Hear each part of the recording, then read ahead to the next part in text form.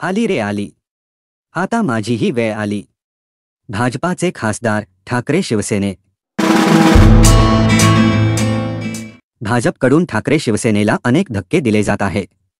उद्धव ठाकरे यांची साथ सोडत काही जण शिवसेनेत तर काही जण भाजपमध्ये जात आहेत.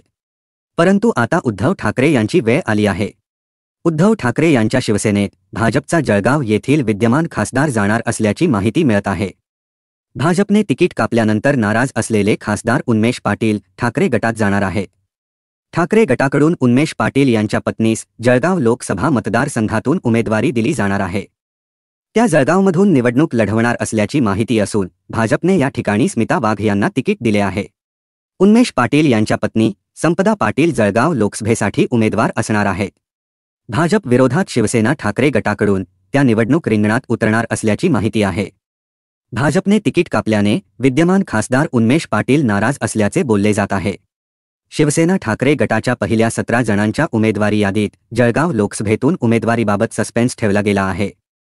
त्या ठिकाणी संपदा पाटील उमेदवार असू शकतात. भाजप खासदार उन्मेष पाटील व संपदा पाटील शिवसेना ठाकरे गटामध्ये पक्षप्रवेश करणार असल्याची माहिती समोर आली आहे. गेल्या काही दिवसांपासून उन्मेष पाटील हे उद्धव ठाकरे यांच्या संपर्कात असल्याचे बोलले जात आहे. यामुळे जळगाव जिल्ह्यात भाजपला मोठा धक्का बसणार आहे. संपदा पाटील ठाकरे गटाकडून रिंगणात उतरल्यास 2 प्रमुख महिला उमेदवारांमध्ये लढत होणार आहे. भाजप म्हणजे महायुतीच्या स्मिता वाघ आणि महाविकास आघाडीच्या संपदा पाटील यांच्यात लढत होईल.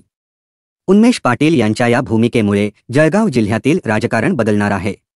उन्मेष पाटील चाळीसगाव विधानसभा मतदारसंघातून भाजपचे आमदार म्हणून निवडून आले होते.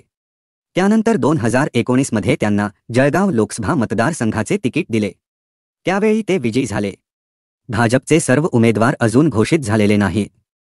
अंतिम यादी आल्यानंतर आणखी काही जण ठाकरे शिवसेनेत येण्याची शक्यता आहे. त्यामुळे आता ठाकरे गटाचीही चांगली वेळ आल्याचे बोलले जात आहे.